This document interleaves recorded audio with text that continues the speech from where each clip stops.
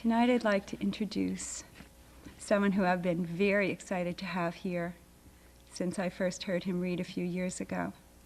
Dennis Brutus was born in Zimbabwe and lived most of his adult life in South Africa until 1960s, when he was exiled from South Africa. During the time that he was there, he was a political prisoner and wounded, and spent time at Robben Island with Nelson Mandela as a political prisoner.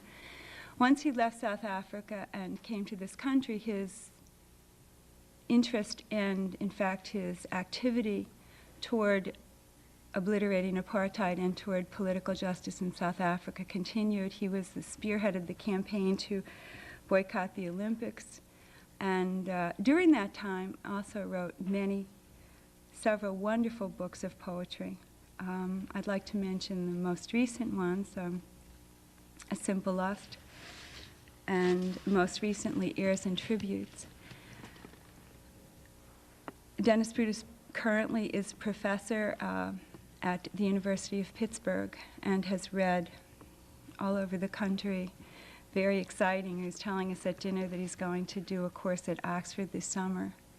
So obviously we're very, very happy to have Dennis Brutus here with us in Scranton tonight, and I want you to welcome Dennis Brutus.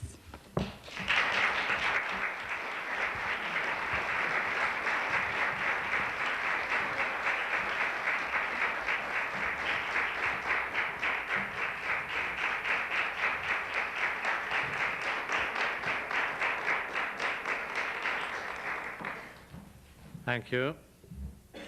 And let me thank Karen for that introduction, and thank you for inviting me here this evening to share some of my poetry with you. I tend to find quite often that the most useful part of the evening is a discussion and an exchange which takes place between the audience and the reader. So I'm going to leave lots of time for any questions, any issues you wish to raise, and I'll do my best to respond to any questions you might have.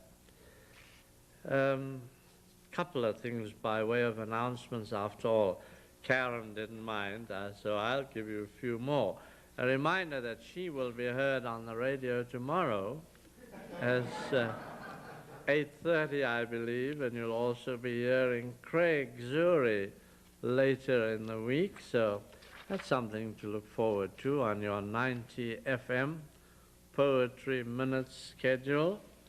And then I believe you had a good friend of mine here last week, Lamont Steptoe, came up from the Painted Bride from Philadelphia, and had a very successful reading. I understand not only did he enjoy it, more importantly, his audience enjoyed it, together with the other reader who was Kimika, was it? Kimika, yes. Okay, a couple more announcements. April 10, for those of you who are interested, I'll be reading down in Philadelphia on a rather special occasion for me. It's a tribute to an American poet whom I regard as a major American poet, but not sufficiently well known. And I recently did a presentation of his work in New York at the Poets House, and I will be doing one in Philadelphia on April 10 on the work of Kenneth Patchen, a very fine poet, a deeply caring poet, the kind of poet that I think we need at this time in this society. And so I try to assist in making people aware of his work. And then later on in April, we have an annual Kenneth Patchen Festival in Akron, Ohio, which is where he grew up. And so I hope to be part of that as well, and maybe some of you might even be there, or at least you'll know it's happening, just as you know that things are happening in Pittsburgh, as Karen told you a minute ago. And then on the 14th of April, we have something very interesting again in Philadelphia, which after all is not too far from here.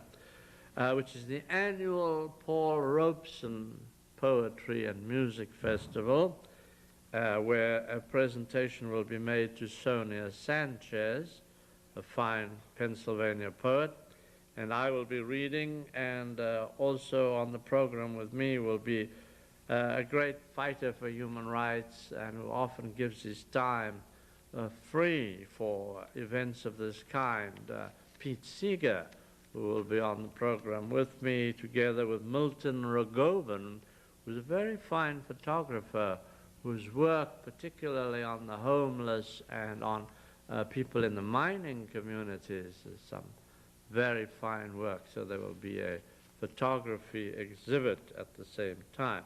So you might want to make a note of that. April 14, Philadelphia. It takes place, I believe, at the Community College of Philadelphia. Well, if I go on like this, there won't be any time for poetry, will there? March 25th, one more.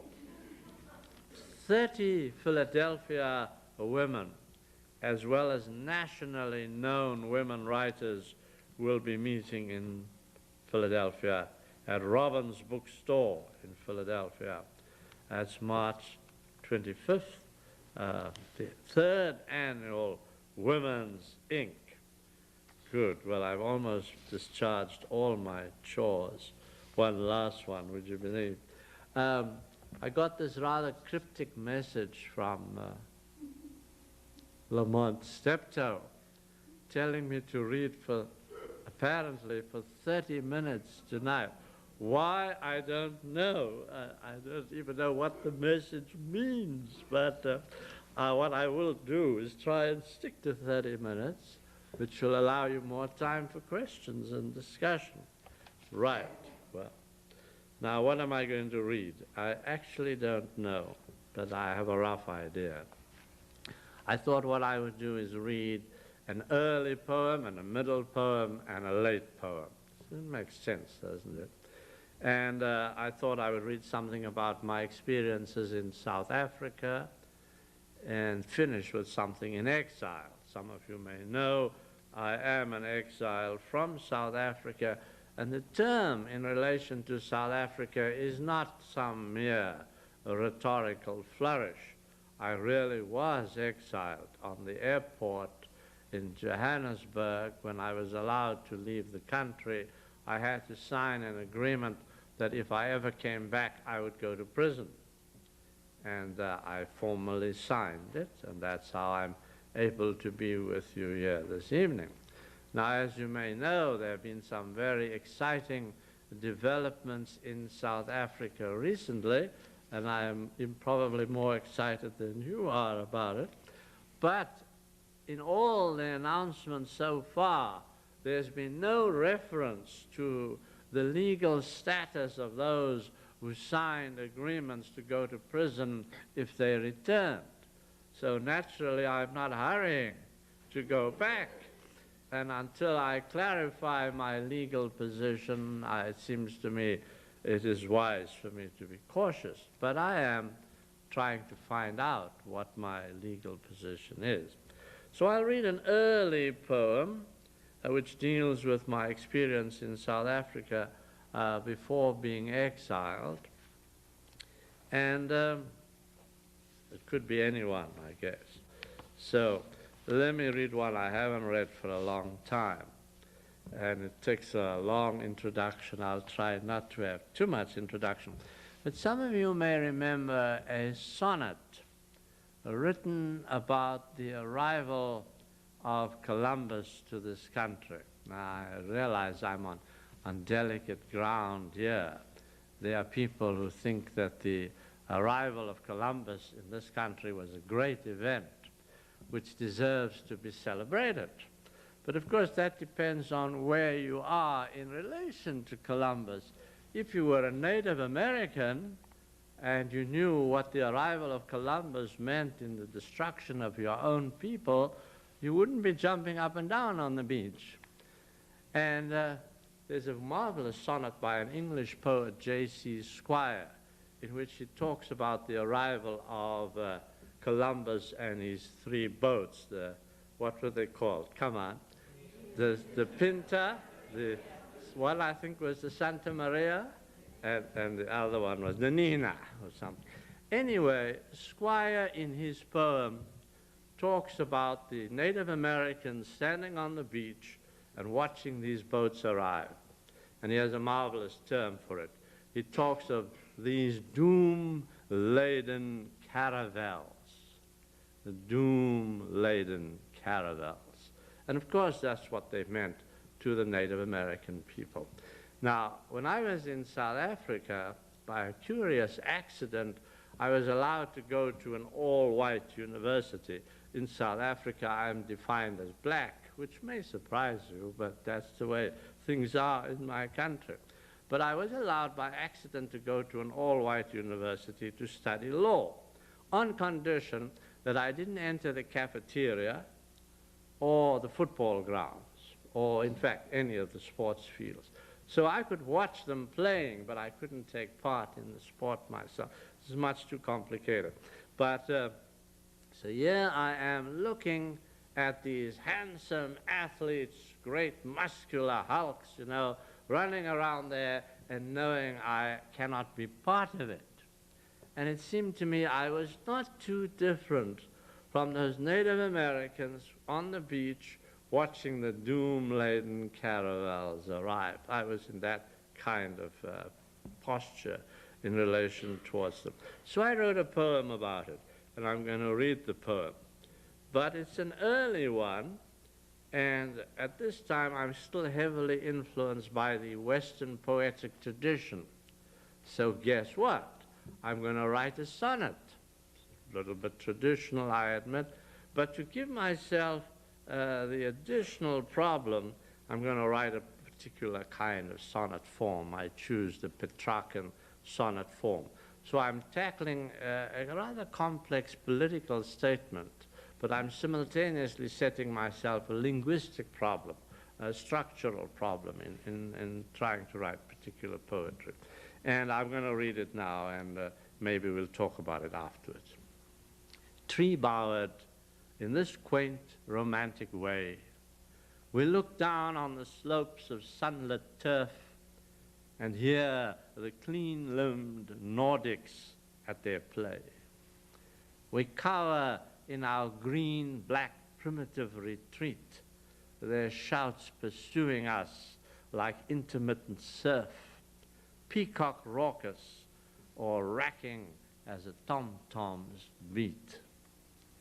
So we withdraw from present place and man to green-clad robin with an iron beak, or Shakespeare, lane leaf hidden from a swollen Anne.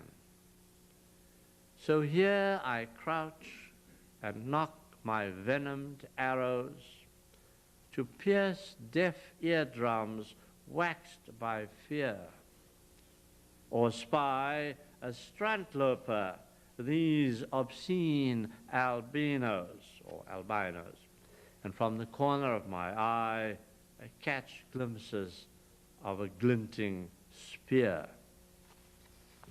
Okay. I'd like to talk about it a little more, but perhaps not at this stage. Perhaps at discussion time we can take another look at it. It doesn't read all that well. I mean, it's easier to read it on the page than it is to hear it. It doesn't sound all that good. But yeah, we might want to talk about it a little later.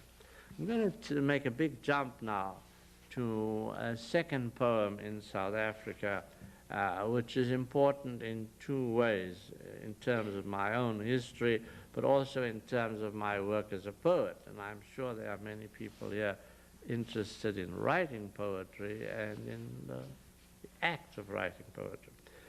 I was arrested in South Africa and I went to prison for a rather peculiar reason. In South Africa, the Olympic team, which is selected to represent the country, must be all white. No black athletes are allowed on the national team, even though some of the best athletes in the country happen to be black. They may run faster, they may jump higher, but they don't get on the team simply because they're black. And in fact, the government made a statement saying when we select our teams, proficiency has got nothing to do with it. We select first on color, and then we select on performance. Well, I was simple enough to believe that for your Olympic team, you ought to pick the best athletes. And I collected the statistics which showed that the best weightlifter, for instance, in the country was a black weightlifter who was lifting about 150 pounds more than the champion white weightlifter in that division. So I went with all these statistics to a meeting of the Olympic Committee to show them that these black athletes should be given a chance. Well, I got arrested for attending the meeting, and I went to prison for the crime of attending the meeting.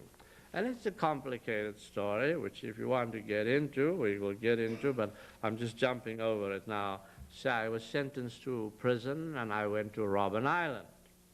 And in fact, I spent my time on Robben Island breaking rocks with a hammer every day in the company of Nelson Mandela, who by now most people know, and people like Walter Sisulu and others. We were in the same maximum security section of the prison, and we broke rocks together.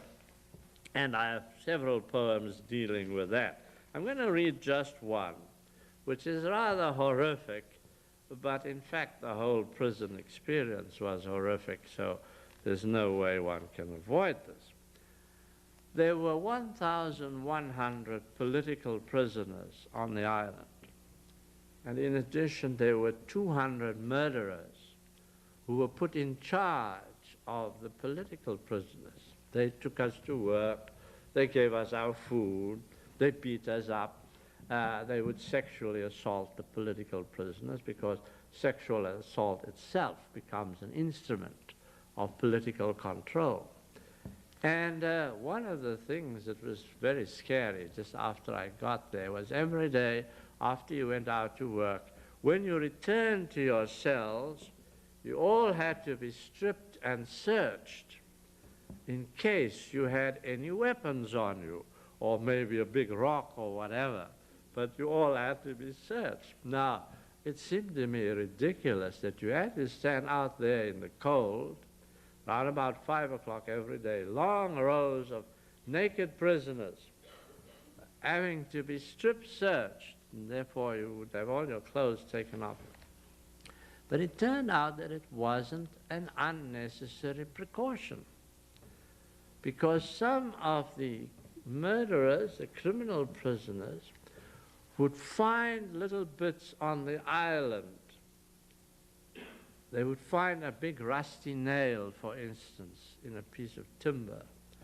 Or they would find a sardine can that had been thrown away or something. And they could take the lid of that can and shape it into a knife. Or they could take a big, long, rusty nail and hammer it flat and turn it into a knife. And then they would conceal it in their bodies, in the rectum, in the anus. And they would walk around all day with this weapon concealed within them. And then in the evening, this was the really troublesome time, when everybody was stripped and naked, they would suddenly produce these weapons. So that if there was anyone they were gunning for, this was the time when the assault would take place. But you can imagine that if you come out of a fairly protected environment where it seems to you that this whole process of strip searching is totally unnecessary, and you suddenly discover how necessary it is, it becomes a quite terrifying experience. So here's a short bit of poetry I wrote about that.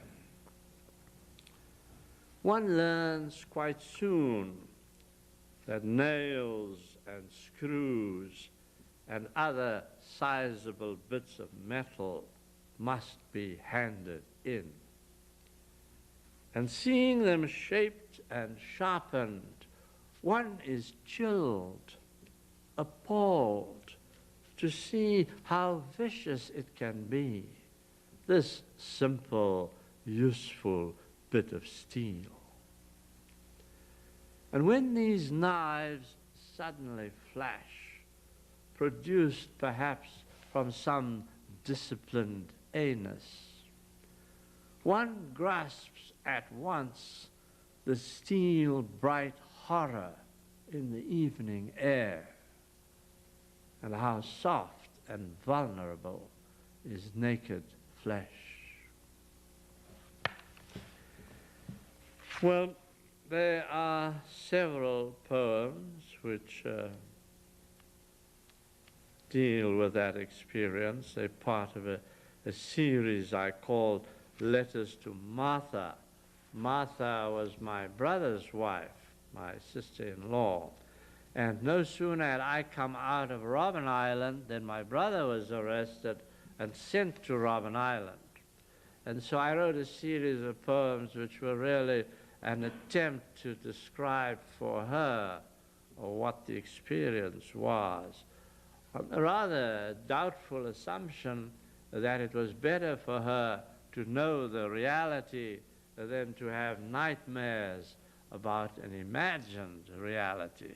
And I'm not really sure which is worse, but I'm assuming that that was the one she would prefer. Now, one more about South Africa, and this is slightly more general, and then I'll go on to some of the exile poems. When I was on Robben Island, breaking stones there, I had a young man one day work beside me, and he said to me, "You know, Dennis," he said, "I will be 78 when I leave prison. I'm now 18 years old, and I have a 60-year sentence. I'm going to be here until I'm 78. Happily, of course, those conditions probably don't obtain anymore, at least we hope so. But I went to my cell, and we each were kept in separate cells. We were isolated. And I was very puzzled at this kind of acceptance, very calm acceptance. The young man could say, I'm now 18, and I will come out when I'm 78, and I expect to spend 60 years in prison. Was, for me, really quite puzzling, and I had to try and find an explanation. What would make someone calmly accept that kind of predicament? And I came up with a theory which may or may not be correct, but it seemed to me that human beings must be free, that the need to be free is a basic kind of appetite, and that if you don't have that need satisfied, that you are willing to die rather than not be free. And it seemed to me that the need for freedom is something built into the human psyche, something as basic as the need to eat, to excrete, to sleep, to drink, to reproduce, that it is as organic, the need for freedom, as those needs. And so I see the kind of a simple appetite or drive or instinct, or if you like, a lust, an appetite to be free. And so, in fact, my collection is called A Simple Lust, and this is the last poem in the collection. So I'll read this one now. A simple lust is all my woe, the thin thread of agony that runs through the reins after the flesh is overspent in overtaxing acts of love. Only I speak the other's woe, those congealed in concrete or rotting in rusted ghetto shacks. Only I speak their wordless woe, their unarticulated simple lust. Okay, that almost concludes my South African section. I'm going to start some of the poems in exile now, but I will start with one which in a way still connects me with South Africa, although written in exile. Some years ago, and some of you, I'm afraid, have heard this story before, so I apologize, but some years ago I read at a poetry festival in Edinburgh in Scotland, International Poetry Festival, with some quite distinguished poets. Some of you may know Tom Gunn, who's from the West Coast, or Galway Kinnell, who's become very distinguished, or Carolyn Kaiser, who is a very fine poet and deserves to be better known, but also some other major poets, one of whom is Stephen Spender, and a poet whom I myself have greatly admired, W.H. Auden. And it was a great pleasure to be reading on the same platform with a man who had influenced my own work. And, but going back from Scotland down to London, where I was working at the time at St. Paul's Cathedral, I felt very uncomfortable about the fact that all the other poets had had a great deal of variety in their themes and their subject matter. And all my poetry seemed to be about South Africa and pretty much limited to South Africa. So it gets to be rather monotonous and irritating. And it seemed to me that I was in trouble and I really needed to defend myself. And so I thought the best thing to do would be to write a poem in defense of monotony. That way I could defend myself. And, of course, if you're going to write a poem in defense or praise of monotony, naturally it would have to be a monotonous poem. So I settled down to write my monotonous poem, and what is worse, I'm going to read you my monotonous poem. Fortunately, it's not very long, so you won't get too bored with it. In fact, it's only 3 stanzas long. And what I've done is to use pretty much the same imagery in each stanza, and I've even tried to use the same line structure in each stanza. I've even tried to have the words fall in the same place in each stanza. The nouns fall nice and regularly, and the verbs fall nice and regularly. So this is consistent with a defense of monotony. It is needless to say, still a poem about South Africa, because this is what makes the whole thing monotonous and justified. So here we are, and it's still a serious poem, I'm glad to say. I am the tree creaking in the wind, outside in the night, twisted and stubborn. I am the sheet of the twisted tin shack, grating in the wind in a shrill, sad protest. I am the voice crying in the night that cries endlessly and will not be consoled. So, there's our monotonous poem. Now, poets and writers in exile seem to me to have a fairly common problem, fairly common complaint, and indeed a fairly general predicament.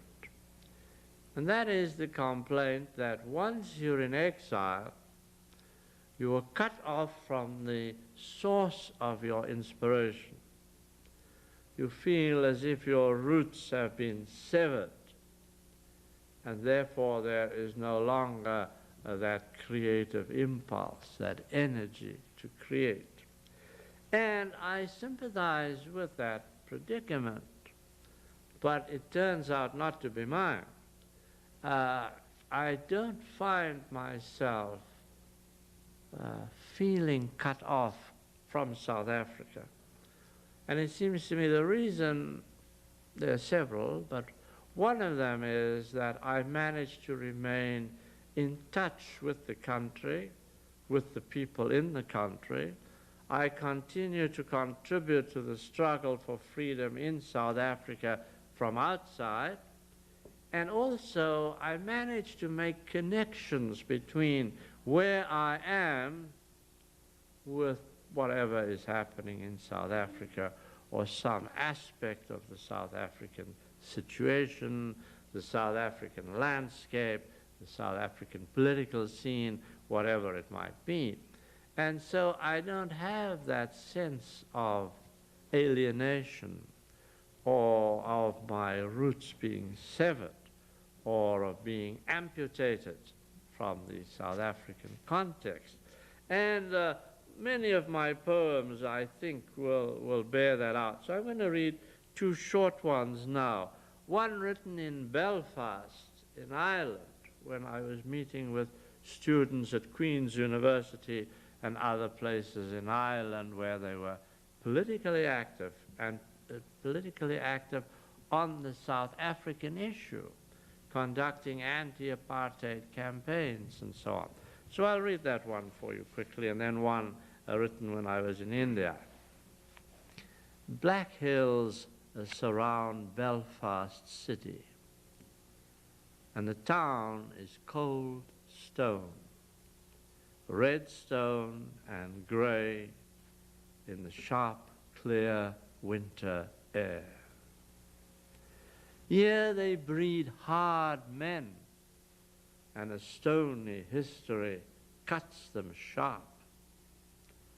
But the young who have seen fire-bright nights and felt the cutting edge of glass and steel are warm and fiery with a dear one human fire.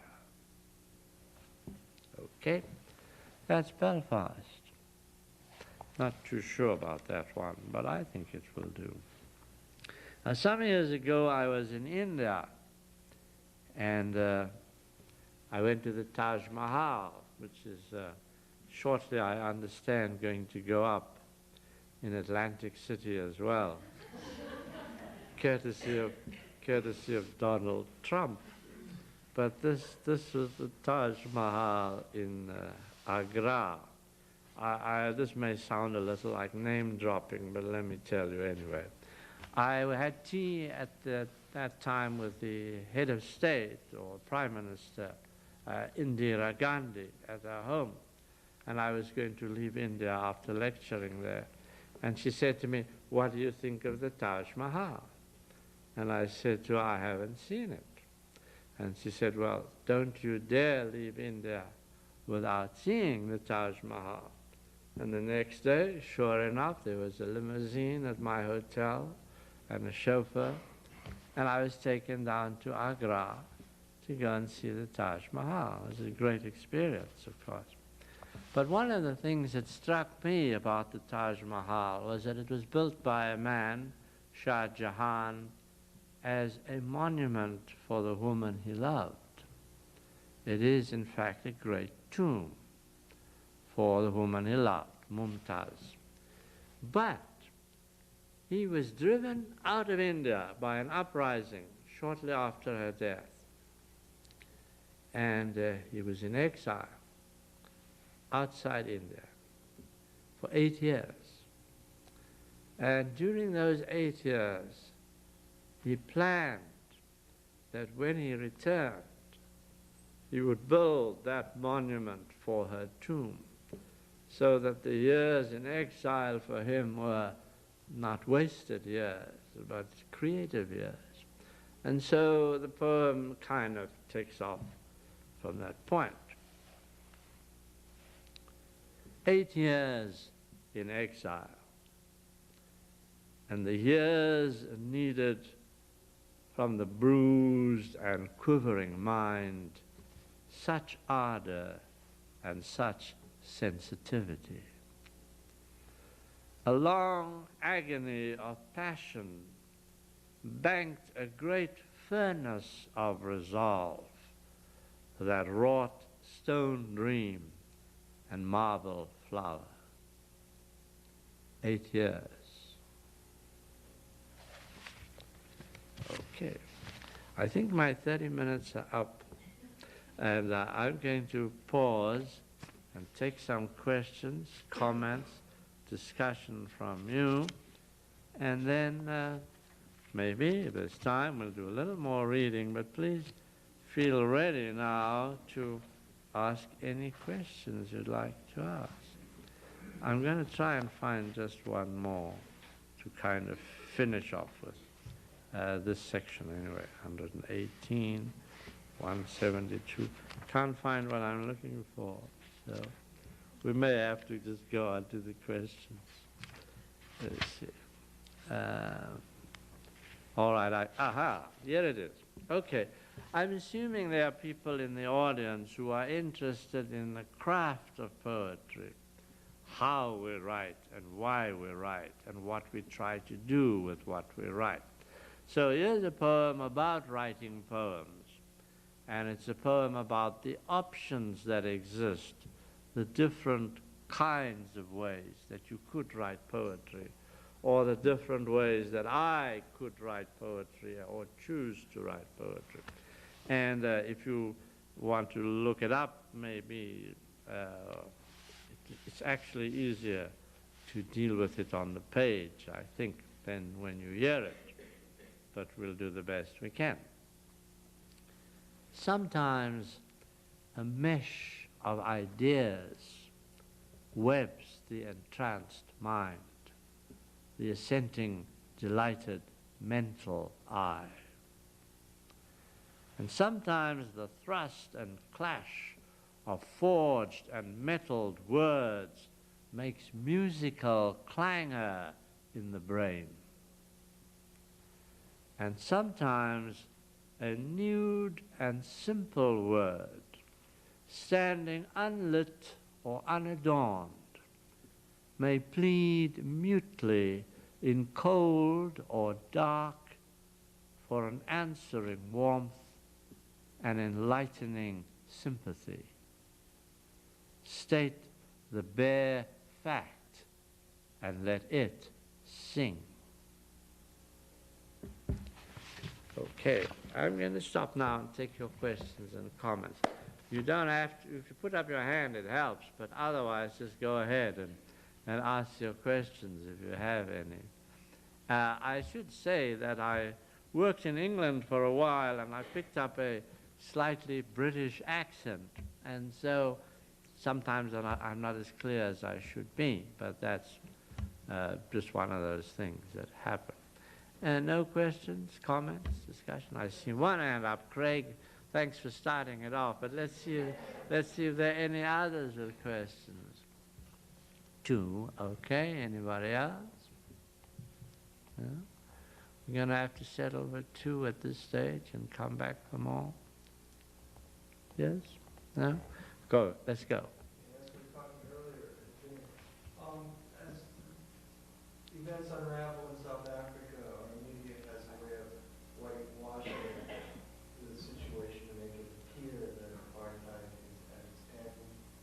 And I'm wondering, what are your information sources and what can you suggest to us who don't trust the American media? Yes, well, most people, I suppose, rely on the local papers, and if you want to go further afield, most of us would like to believe that the New York Times is trustworthy. Unfortunately, it isn't. And on the South African issue, it is being particularly misleading, I think. I've only seen one piece that I felt comfortable with, and that was a piece about a week ago, perhaps last Sunday, by someone called Christopher Wren, in which he discussed the complexities of writing a new constitution for South Africa.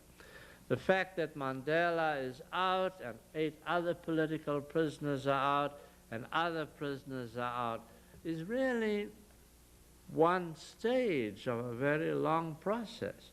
People have been in jail who should not have been in jail. Now they're coming out of jail, and that's good. But the question is, has the society changed? Have the laws changed?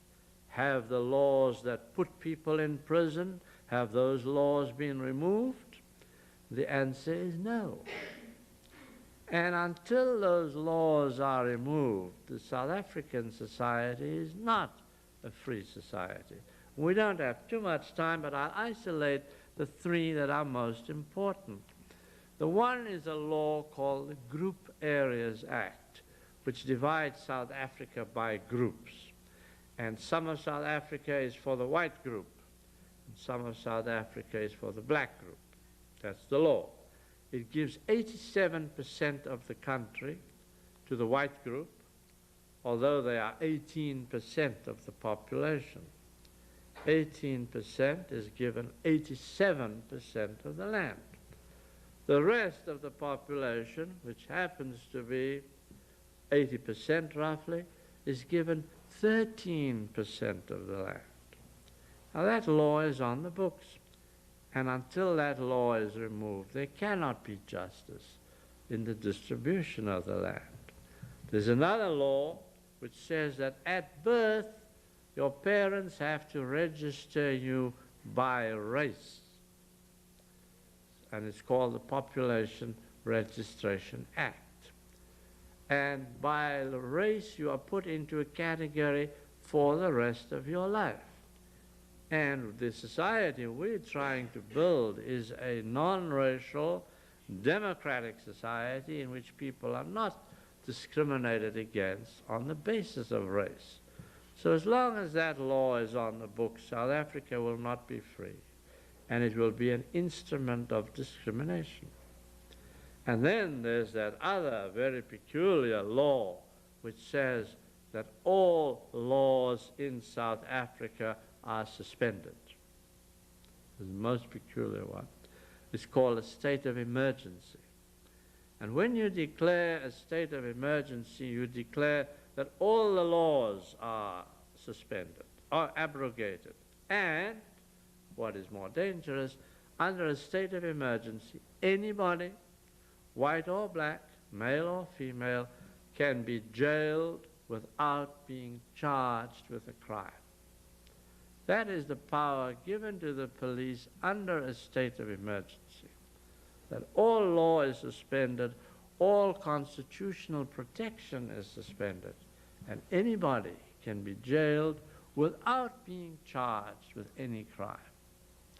Now, as long as that law is on the books, South Africa is not free. And all this talk about Mandela coming out and now we're going to march to a democratic South Africa is misleading.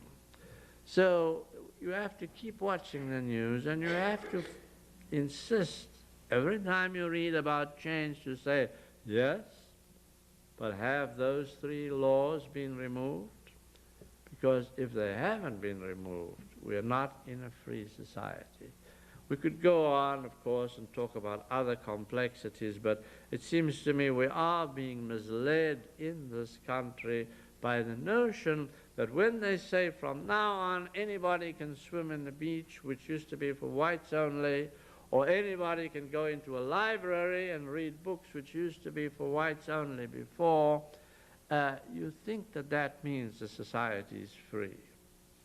Those are the cosmetic surface changes which they can introduce. The question is, will they bring about the fundamental changes to move from a racist society with minority rule to a non-racial society, a democratic society in which there is majority rule? So let me leave it there, if you don't mind, Craig. Others may have questions as well. But I'll be willing to return to that if there is a need for it. How about you? Question? What you said about being exiled and the different ways that you deal with it, that allow you to avoid feeling cut off from your source or your root. What impressed me, and you talked about one, you said here, one example is that I try to understand where I am in terms of what is happening in Africa as well. And I got the sense that you had a sense of being in the world in a time where everything is happening and that there are separations that some people might see that would get them depressed about being exiled. Could you talk about the other things that you do that keep you connected? Yeah. Okay. We could choose, say, 3, just for convenience. One of them that you may know about is that for many years I was active and still am in trying to get American corporations to take their money out of South Africa, and particularly to take American university money out of South Africa. And unfortunately, many churches in the United States have their money in South Africa. Now, it's understandable that if you buy shares in a gold mining corporation, chances are you're going to make a lot of money. Let's not kid ourselves about it. But that gold is extracted from South Africa at enormous cost, and we don't have the time to go into the details. I'll give you one statistic. Every year, for about roughly the last 20 years, 365 blacks have died in South Africa's gold mines. Every year. That's a steady average of 1 a day. They're underpaid, the conditions are dangerous. Many of them, if they don't die of a rock fall within the mine, will die anyway of a disease called miner's phthisis, which is a disease of dust getting into your lungs. Those of you who come from a mining tradition in this country will know about it. We talk of black lung in this country. In South Africa, they go into the mines, no masks, no protection. And they'd come out at the age of about 30, coughing the fragments of their lungs out. And they will die at an early age as a result of that exploitation in the mines. But the profit on a gold mining investment and the stockholder will profit handsomely. And so one of the things we've had to try to do is to make people conscious of this. It was a great success. The universities and the corporations have taken about $3 billion out of South Africa. Not million, billion. And that had a significant impact on the economy to force the apartheid government to begin to talk to the blacks. It was one of the factors that compelled them to begin negotiations. So the work I've done in this country, I feel, has made a useful contribution to South African freedom from outside. Of course, in the case of Swarthmore College, which had about 42 million in South Africa, we had to organize the students to go and sit in the president's office, and say, we don't leave till you are willing to discuss with us why you have 42 million in South Africa. Of course, he got around by saying, blame the Board of Trustees. So the next time the Board of Trustees met, we marched in there. We sat on the floor and we said, go on with your meeting. We are not here to disrupt it. We just want to understand why it is that you have so much difficulty in deciding whether to invest or to divest. And they did a rather cute thing, because most of them were Quakers. They said, Quakers can have a silent meeting. So they had a silent meeting. And we just sat there, sitting through the silent meeting. Eventually, of course, they had to leave the meeting, and they had to step over the bodies of the students to get out, which was so embarrassing that the president rather went through one of the windows, onto the veranda and out of the building. But eventually, I'm glad to say, they voted to divest. University of Pittsburgh, where I was, had $72 million in South Africa. A lot of money. And what we did was we lighted candles in the evening, and we marched around the president's house, you know, singing "We Shall Overcome." A little, I guess, like Jericho, because the TV cameras all turned up. They thought these were great shots, you know, people in the dusk with candles, chanting, made great pictures for the 10 o'clock news. And the president hated it. The next time the trustees met, they voted to divest. So you see, there are different ways of getting these things done, but one can achieve them. So divestment has been one of the things that has kept me very active and very useful in this country. The other one is the one I went to prison for. I not only went to prison for saying that blacks should be on the Olympic team, but I was responsible for getting South Africa expelled from the Olympics because they wouldn't have blacks on the team. Because the Olympic Charter says any country that discriminates on the basis of race or color or religion or politics must be expelled from the Olympic movement.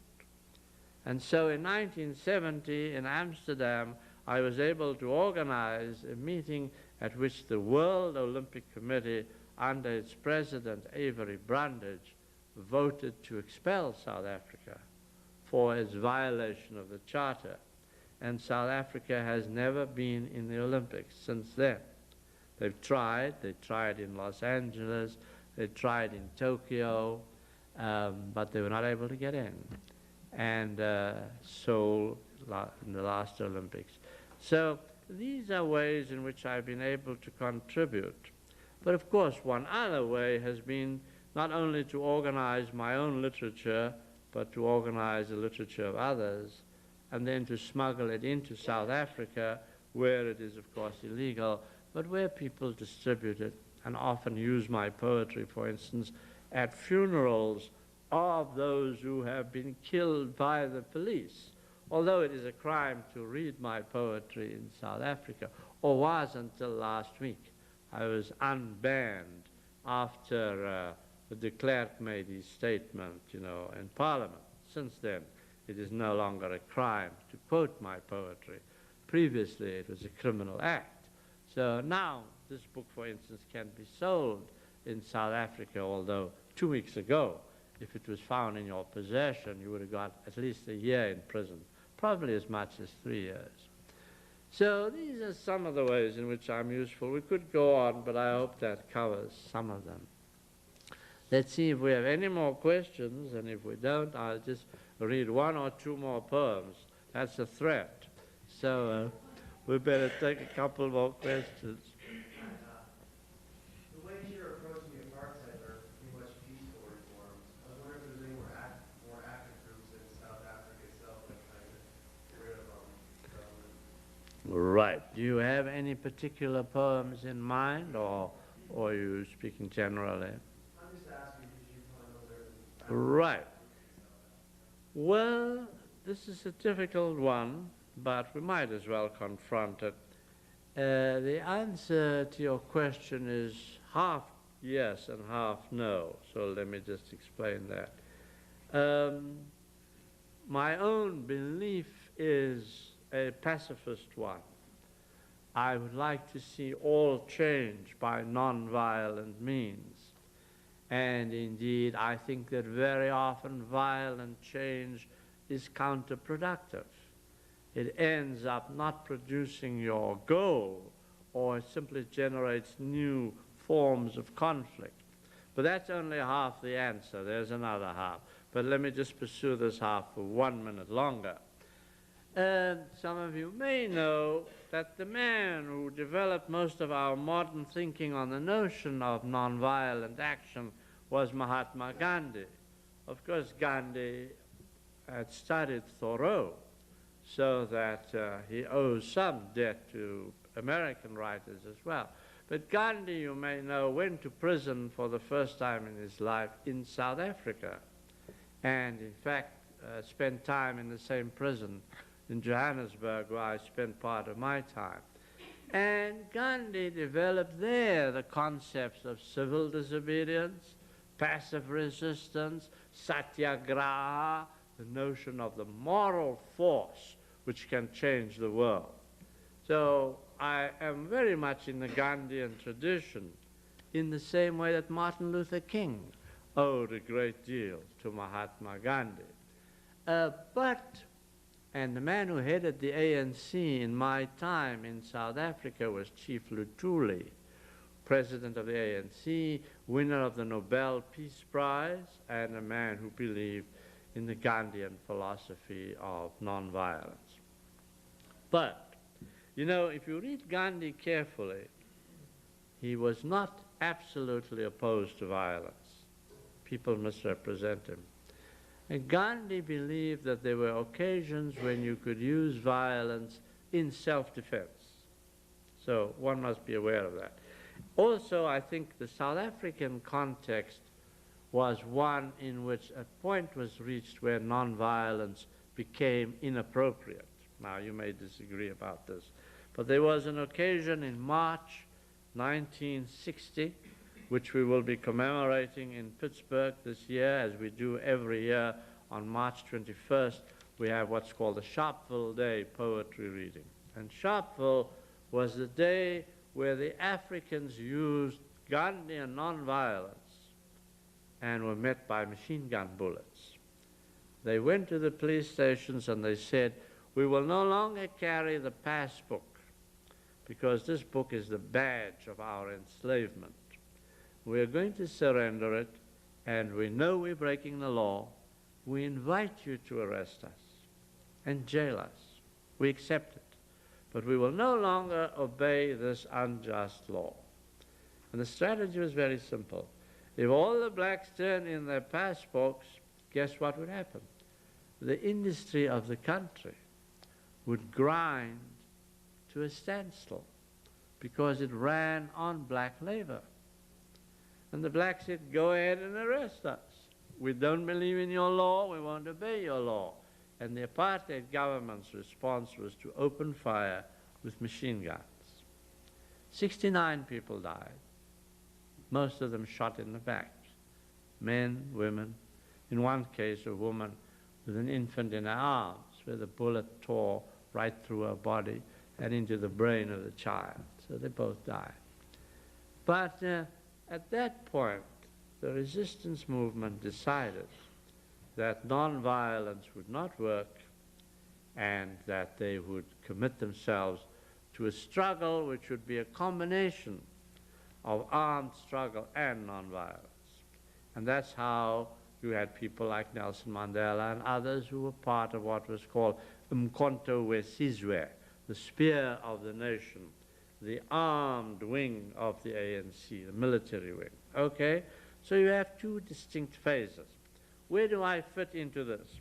One, I accepted the Gandhian philosophy for a long time, but I also accepted that the stage was reached when nonviolence was inappropriate for the South African context, and to ask people to engage in nonviolent protests and then watch them being machine gunned, shot down in the streets of Port Elizabeth, Johannesburg, Durban, Cape Town. The point was reached where you had to say, you cannot send people into the streets to die, and they will die if they go out unarmed. And so you see there are two clear phases in South Africa. Now, I don't know how far that answers your question, or whether you want to ask a further question, feel free to do so. Is that okay? Fine.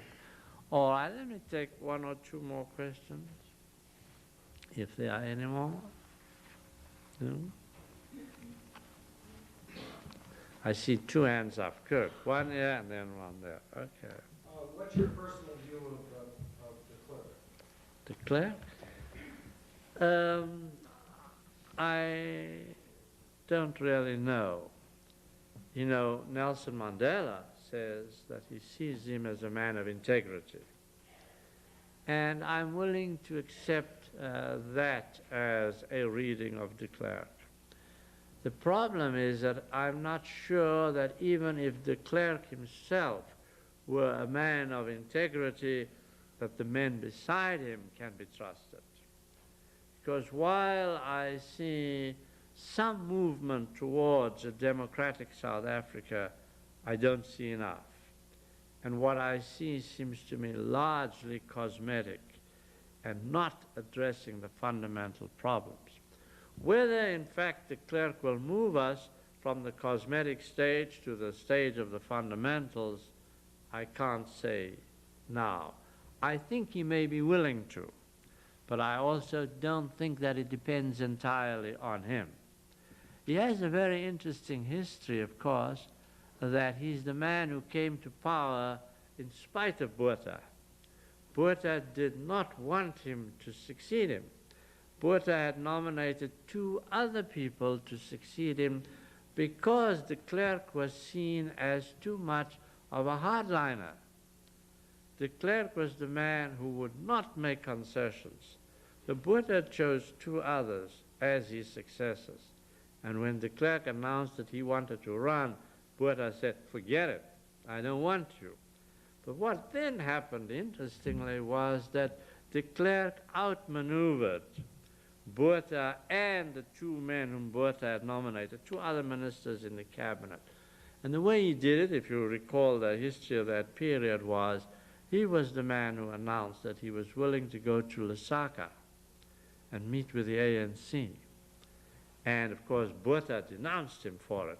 But it was a very shrewd move, and that was the move that forced Botha out and forced de Klerk in. The short answer, he may be a man of integrity. I don't think that the future of South Africa depends on him alone. I think there's Magnus Malan, there's Gerrit Viljoen, there are other people around him. So my fear is that we are not really moving very far towards a democratic South Africa yet. Maybe we will, and I'm not sure that it depends exclusively on de Klerk. Okay.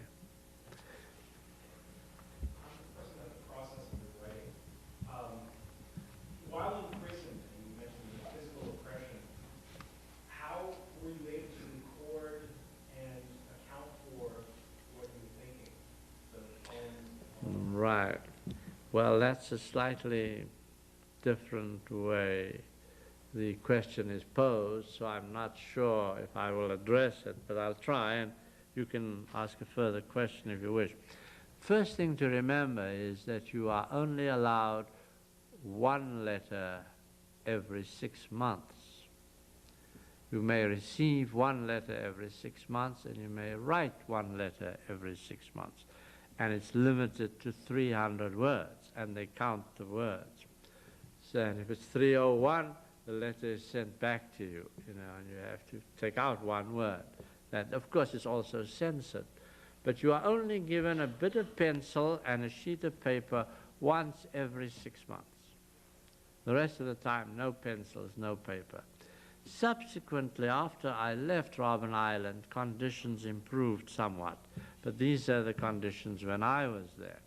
So you had no paper and nothing to write with, except we developed a method where we would take a pin or something, a stick, and push the graphite, the lead, in the pencil so that a little of it stuck out, and then we would break that bit off, and then we would hide it in our mats. We slept on mats on the concrete floor, but the end of the mat was turned up, so we would hide this bit of graphite in there. Otherwise, we had nothing to write with. And then we would use toilet paper. Now, I hate to say this, but we were issued 1 square of toilet paper per day. When you tear off the roll, you get a square about that size. So you can imagine the lengths we had to go to in the way of economy, because we actually used that bit of paper and that bit of pencil to write with, And my poems in prison were written on toilet paper. Unfortunately, they were all discovered and destroyed. So that, in fact, the poems about my prison experience are recreations from memory of the poems I wrote in prison. I cannot claim that any of them were actually, as they are now, as they were written in prison. They are recreations of what I wrote in prison, and reasonably good approximations, but not exactly the same thing. But after I left, I came to New York, for instance, and I appeared before the United Nations, and I testified about conditions in prison. I also went to Geneva and appeared before the International Red Cross and reported on prison conditions on Robben Island. And the apartheid government denied it, but then they allowed the Red Cross to send in an investigating team. So they had to kind of clean up their act before the Red Cross arrived. And so conditions improved considerably, and I'd like to think I had some role in that. But in terms of my own poetry, just to recap, in fact, they were written from memory subsequent to being in prison. Okay. I could read one or two others dealing with that experience if there are no more questions. And Karen, you'll tell me when we should stop, okay? Any more questions? All right, we'll see what we can do. Yeah, this one, if I can find it, is not about going to prison or being in prison. It's more precisely about being transferred from one prison to another prison. So I'll see if I can find that one. Right. It's, I don't know, might be worth mentioning. I was first kept in a prison in Johannesburg, and then I was sent to a prison in Pretoria, and then from there I was sent to Robben Island. It's about 1,000 miles.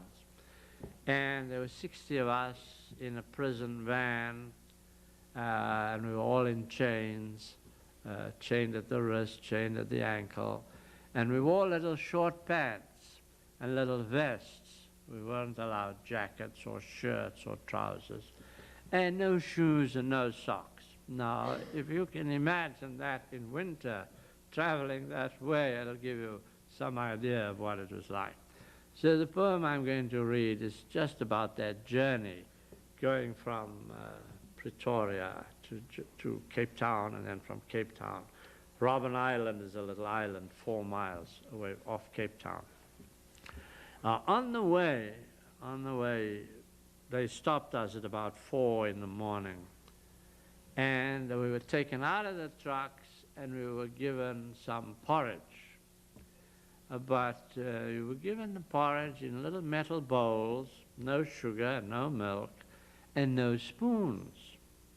So you ate porridge with your fingers, and this is just one of those little ways in which the guards humiliate you. They make you sit there and eat porridge like animals, using your fingers or whatever. Monkeys, I suppose. And what particularly struck me was that as I was passing the guards, and I heard them talking, they were very irritable, of course, get up at 4 o'clock in the morning to give these political prisoners some porridge, you know, was a disgusting exercise for them. But I heard them talking, and the conversation struck me.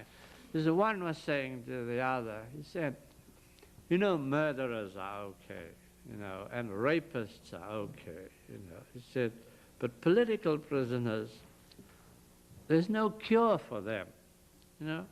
You can only shoot them. They're like rats, you know. There's no cure, no way you can change them. So all of this gets into the poem, and I'll read it for you now. Cold, the clammy cement sucks our naked feet. A roomy yellow bulb lights a damp gray wall. The stubbled grass, wet with 3 o'clock dew, is black with glittery edges.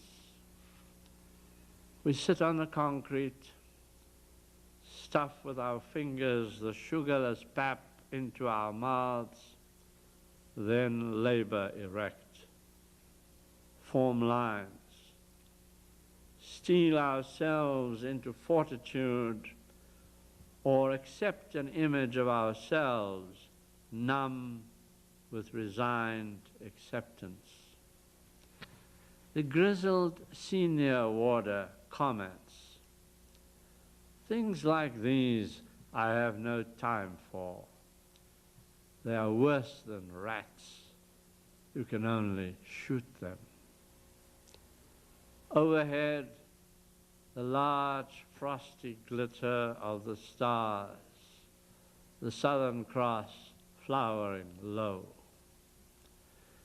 The chains on our ankles and wrists that pair us together jangle, glitter. We begin to move awkwardly.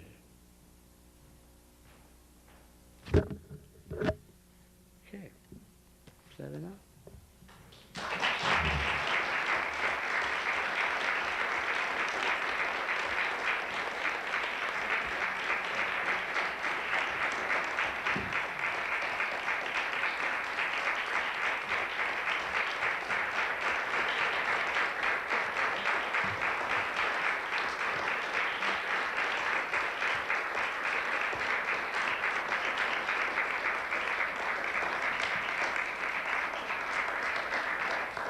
Before I get in big trouble, I want to mention that tonight's reading was funded in part by the Pennsylvania Council on the Arts, and we're very grateful that they continue to fund us in this our 12th season. We have lots of goodies and a little reception that you're all please join us at the reception right now. And there are some books for sale, and feel free to circulate and talk and enjoy the rest of the evening with us. Thank you all for coming.